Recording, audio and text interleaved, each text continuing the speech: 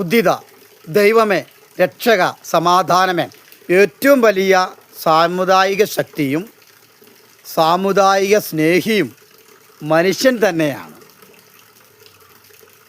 എന്നാൽ മതേതരത്വത്തിലൂടെ ഒരു ക്രിസ്തു ശിഷ്യൻ ചെയ്യുന്നത് എല്ലാവരെയും സ്നേഹിക്കുന്നവരാണ്, എല്ലാവരും നന്മയിലേക്ക് നയിക്കുന്നവരാണ്.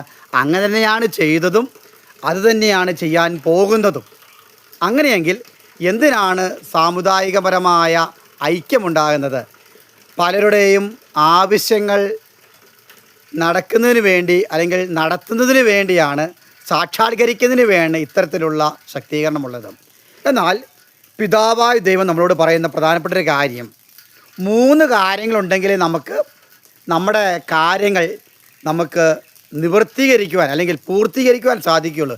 പലർക്കും പല കാര്യങ്ങൾ സാധിക്കാതെ പോകാൻ കാരണം, 1 ദൈവത്തിൻ്റെ രാജ്യം എന്താണെന്ന് കണ്ടെത്തുക, 2 ദൈവത്തിൻ്റെ നീതി എന്താണെന്ന് കണ്ടെത്തുക, 3 ഈ 2ൻ്റെയും പൂർത്തീകരണമാണ് ദൈവമഹത്വത്തിൽ നിന്നുള്ള സമ്പന്നത. അതായത് 1 ദൈവരാജ്യം എന്താണെന്ന് ചോദിച്ചാൽ എല്ലാവരെയും സമാധാനത്തിലൂടെ കൊണ്ടുപോകുന്ന സാമുദായിക ഐക്യത്തിൽ നിറഞ്ഞ ആത്മീയ രൂപിയാണ് ദൈവരാജ്യം. 2 എന്താണ് ദൈവത്തിൻ്റെ നീതി അന്വേഷിക്കുക.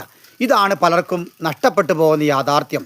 ദൈവനീതി ഇല്ലാത്ത അവസ്ഥയെന്ന് പറയുമ്പോൾ അയൽക്കാരനെ സ്നേഹിക്കാൻ പറ്റാത്ത അവസ്ഥ, സ്വന്തം സഹോദരന്മാരെ വെറുക്കുന്ന അവസ്ഥ, മറ്റുള്ളവരെ വേദനിപ്പിക്കുന്ന അവസ്ഥ, മറ്റുള്ളവർ അവകാശപ്പെട്ടത് കൊടുക്കാത്ത അവസ്ഥ,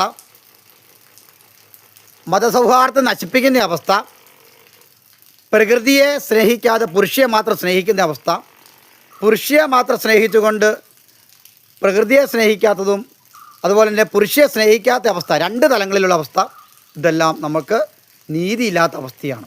അപ്പോൾ നീതിയില്ലാത്ത ഈ അവസ്ഥകളെ മനസ്സിലാക്കി നമ്മൾ നീതീകരിക്കുമ്പോൾ, നീതി നടപ്പിലാക്കുമ്പോൾ 3 യാഥാർത്ഥ്യമായ മഹത്വത്തിൻ്റെ സമ്പന്നതയിലേക്ക് നമ്മൾ എത്തിച്ചേരുകയും നമ്മുടെ എല്ലാ കാര്യങ്ങളും ദൈവം നമുക്ക് സാധിച്ചു തരികയും ചെയ്യുന്നു. പലപ്പോഴും ദൈവരാജ്യത്തിലൂടെ കടക്കുന്നുവെങ്കിലും നീതീകരണം സംഭവിക്കുന്നില്ല. നീതീകരണം സംഭവിക്കാത്ത ഫലമായിട്ട് എല്ലാവരുടെയും ജീവിതത്തിൽ പലതും നഷ്ടപ്പെടുന്നു, പലതും സാക്ഷാത്കരിക്കാൻ പറ്റാത്ത അവസ്ഥ, പല ആഗ്രഹങ്ങൾ സാധിക്കുന്നില്ല, പല സാമ്പത്തിക കടങ്ങൾ, സ്നേഹമില്ലാത്ത അവസ്ഥകൾ, തഴക്കുദോഷങ്ങൾ, പരാജയങ്ങൾ എല്ലാം നമുക്ക് ഉണ്ടാകാൻ കാരണം നീതീകരണം. ഓരോ വ്യക്തിയും നീതി എന്താണെന്ന് കണ്ടെത്തി ഓരോരുത്തരും വ്യത്യസ്ത കാര്യങ്ങളായിരിക്കും. ആ നീതി സാക്ഷാത്കരിച്ചാൽ നമുക്ക് ദൈവമഹത്വത്തിലൂടെ എല്ലാ കാര്യം സാധിച്ചു കിട്ടും.